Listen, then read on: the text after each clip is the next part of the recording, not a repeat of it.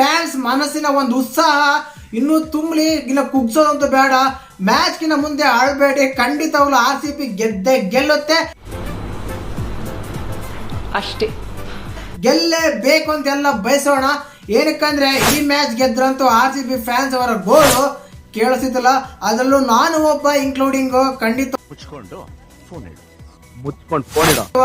ಅಳೋದೊಂದೇ ಬಾಕಿ. ಹತ್ರನೂ ಬರಲ್ಲ ಗುರು. ಹಂಗೇನಾದ್ರು ಹತ್ರ ಮ್ಯಾಚ್ ಗೆಲ್ತಾರ ಅಂತ ಹೇಳಿದ್ರೆ RCB ಫ್ಯಾನ್ಸ್ ಎಲ್ಲ ಅಳ್ಕಂತ ಕುತ್ಕೊಂಡಿರೋದ್ರ ನಾನು ಒಬ್ಬ ಬರೀ ಇಂಥದೆಯ ಆಗಿರೋದು. ಆದ್ರೂ ಹತ್ರೂ ಬರಲ್ಲ, ಅಳದ್ರು ಬರಲ್ಲ, ಮಕ್ಕೊಂಡ್ರು ಬರಲ್ಲ, ನಿಂತ್ರು ಬರಲ್ಲ.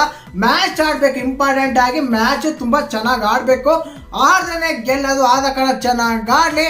ವಿರಾಟ್ ಕೊಹ್ಲಿ ಇವತ್ತು ಸ್ಟ್ರೈಕ್ ರೊಟೇಟ್ ಮಾಡಿ ಸ್ಟ್ರೈಕ್ ರೇಟ್ ಅತಿ ಹೆಚ್ಚಾಗಿ ಎಲ್ಲರಿಗಿಂತ ಬಳಸಲಿ. ಅವ್ರು ಮತ್ತೆ ಅವ್ರ ಮೇಲೆ ಬ್ಯಾಡ್ ಕಮೆಂಟ್ಸ್ ಬರೋದು ಬೇಡ ಅಂತ ಹೋಗೋಣ. ಇನ್ನೂ ಕೆಲವರು ಹೇಳ್ತಾರೆ ಕೊಹ್ಲಿ ಸ್ಟ್ರೈಕ್ ಮಾಡ್ತಾ ಇಲ್ಲ, ಸ್ಟ್ರೈಕ್ ರೊಟೇಟ್ ಮಾಡ್ತಾ ಇಲ್ಲ, ಸ್ಟ್ರೈಕ್ ರೇಟ್ ಇನ್ಕ್ರೀಸ್ ಆಗಿಲ್ಲ, ಮ್ಯಾಚೇ ಆಡಲ್ಲ ಅಂತೆಲ್ಲ ಹೇಳ್ತಾರೆ. ಅನ್ಸ್ತದೆ. ಏನಕ್ಕಂದ್ರೆ ಬೆಂಗಳೂರು ತಂಡ ಅಂತ ಒಂದ್ ಕಡೆ ಆಯ್ತು, ಬೆಂಗಳೂರು ಹುಡುಗರು ಅಂತ ಒಂದ್ ಕಡೆ ಆಗುತ್ತೆ. ಏನಕ್ಕಂದ್ರೆ KL ರಾಹುಲ್ ಇರಕವ ಲಕ್ನೋ ಸೂಪರ್ ಜೈಂಟ್ ಅಲ್ಲಿ ಬೆಂಗಳೂರು ತುಂಬಾ ಜನ ಇದ್ದಾರೆ, ಲೋಕಲ್ ಪ್ಲೇಯರ್ಸ್ ಇದ್ದಾರೆ ಬೆಂಗಳೂರಲ್ಲಿ. ಆದ ಕಾರಣ ಆ ಟೀಮ್ ನಿಂದ ನಮ್ಮ RCB ಮ್ಯಾಚ್ ಇವತ್ತು ಏನಾಗುತ್ತೆ ಅಂತ ಎಲ್ಲರಿಗೂ ಒಂದು ಕುತೂಹಲ ಇರುತ್ತೆ. ಮತ್ತೆ ಇವತ್ತು ಈ ಟೀಮ್ ಅಲ್ಲಿ ನಮ್ಮ RCB ಯಾರ್ಯಾರನ್ನ ಬೆಂಚ್ ಮೇಲೆ ಕುಂದಿಸುತ್ತೆ, ಯಾರ್ಯಾರನ್ನ ಆಡಿಸುತ್ತೆ ಅಂತ ಹೇಳೋದಾದ್ರೆ ಮೊದಲೇದಾಗಿ ಜೋಸೆಫ್ ಅಣ್ಣೋ ನಿಂಗೆ ನಮಸ್ಕಾರ ಅಣ್ಣ. ನೀನು ಫಸ್ಟ್ ಹೊರಗಡೆ ಹೋಗ್ಬಿಡೋಣ ಅಂತ ಹೇಳ್ಬೋದು. ಏನಕ್ಕಂದ್ರೆ ಆಡಿನ 3 ಮ್ಯಾಚ್ ಅಲ್ಲಿ 4 ಓವರ್ಗೆ 40 ರನ್ ಹೊಡೆಸ್ಕೊಂಡು ಚಚ್ಕೊಂಡಿದ್ದಾನೆ ಜೋಸೆಫ್ ಅವರು. ನೀವು ಹೊರಗಡೆ ಇದ್ರೆ ತುಂಬಾ ಒಳ್ಳೇದಂತ ಹೇಳ್ಬೋದು.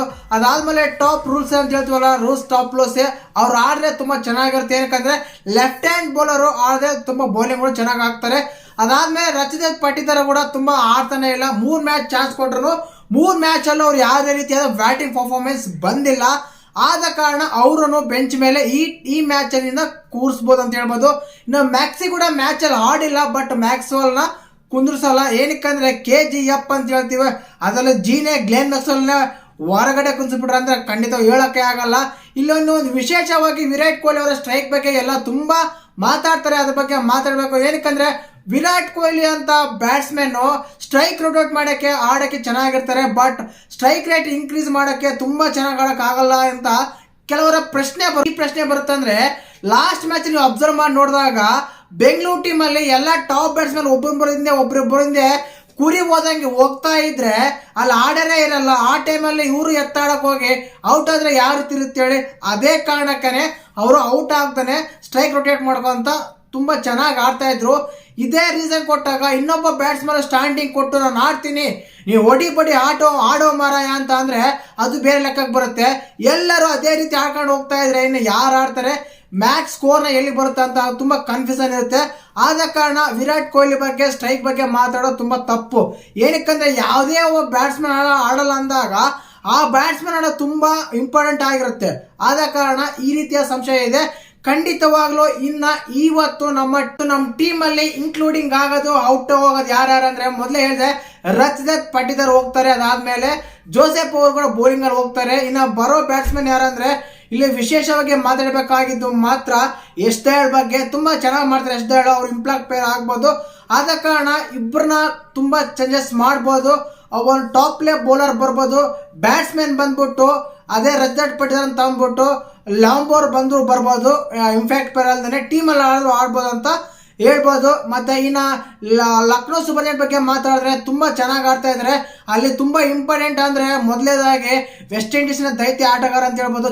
ತುಂಬಾ ಚೆನ್ನಾಗಿ ಆಡ್ತಾರೆ ಲೆಫ್ಟ್ ಹ್ಯಾಂಡ್ ಬ್ಯಾಟ್ಸ್ಮನ್ ಕೂಡ. ಆದ ಕಾರಣ ಅವ್ರನ್ನ ತುಂಬಾ ಔಟ್ ಮಾಡಕ್ಕೆ ಪ್ರಯತ್ನ ಮಾಡಲೇಬೇಕು. ಅದಾದ್ಮೇಲೆ KL ರಾಹುಲ್ ಪರ್ಫಾರ್ಮೆನ್ಸ್ ಇಲ್ಲ, ಫಾರ್ಮಲ್ಲೂ ಇಲ್ಲ. ಅದಾದ್ಮೇಲೆ ಇಲ್ಲಿ ತುಂಬಾ ಲೋಕಲ್ ಪ್ಲೇಯರ್ಸ್ಗಳು ಇದ್ದಾರೆ, no doubt. King Kohli RCB match ಇರುತ್ತೆ ಗುರು. ಏನೆಲ್ಲ ಮಾತಾಡ್ತೀರಾ, ಇದೆಲ್ಲ ಊಹಾಪೋಹಗಳೇ. ಖಂಡಿತವಾಗ್ಲಿಲ್ಲ. ಕೊಹ್ಲಿ ಇದ್ದೇ ಇರ್ತಾರೆ. ಕೊಹ್ಲಿ ಇದ್ರಲ್ಲೇ ಕೊಹ್ಲಿ ಇಲ್ಲ ಅಂದ್ರೆ ಬ್ಯಾಟಿಂಗ್ ಆಡಿರೋ ಗತಿನೇ ಇಲ್ಲ ಬೆಂಗಳೂರಿಗೆ. ಅಂತ ಟೈಮಲ್ಲಿ ಕೊಹ್ಲಿನ ತೆಗ್ದಾಕ್ತಾರ ನೀವೇ ಹೇಳಿ. ಎಲ್ಲ ರೂಮರ್ ಎಲ್ಲ ಫೇಕ್ ನ್ಯೂಸ್ ಎಲ್ಲ. ಖಂಡಿತವಾಗ್ಲೂ ಕೊಹ್ಲಿ ಆಡ್ತಾರೆ, ಪಾಟಿದಾರ್ ಇರಲ್ಲ, ಪಾಟಿದಾರ್ ಪ್ಲೇಸ್ ಅಲ್ಲಿ ಲೋಂಬರ್ ಬರ್ತಾರೆ. ಜೋಸೆಫ್ ಇರಲ್ಲ, ಜೋಸೆಫ್ ಪ್ಲೇಸ್ ಅಲ್ಲಿ ಟಾಪ್ ಪ್ಲೇ ಬರ್ತಾರೆ. ಟೀಮು ಸೇಮ್ ಇರುತ್ತೆ, ಇಬ್ಬರು ಮಾತ್ರ ಚೇಂಜ್ ಆಗ್ತಾರೆ. ಫಸ್ಟ್ ಬ್ಯಾಟಿಂಗ್ ಆದ್ರೆ ಇಂಪ್ಯಾಕ್ಟ್ ಪ್ಲೇಯರ್ ಎಸ್ದಯಾಳ್ ಆಗ್ತಾರೆ, ಸೆಕೆಂಡ್ ಬ್ಯಾಟಿಂಗ್ ಆದ್ರೆ ದಿನೇಶ್ ಕಾರ್ತಿಕ್ ಆಗ್ತಾರೆ ಇಂಪ್ಯಾಕ್ಟ್ ಪ್ಲೇಯರ್. ಇವರಿಬ್ಬರು ಮಾತ್ರ ಖಂಡಿತವಾಗ್ಲೂ ಆಡೇ ಆಡ್ತಾರೆ ಅಂತ ಹೇಳ್ತೀನಿ. ಕೊನೆಗೆ RCB ಗೆಲ್ಲಿ. ಜೈ RCB, ಜೈ ಹಿಂದ್, ಜೈ ಕರ್ನಾಟಕ.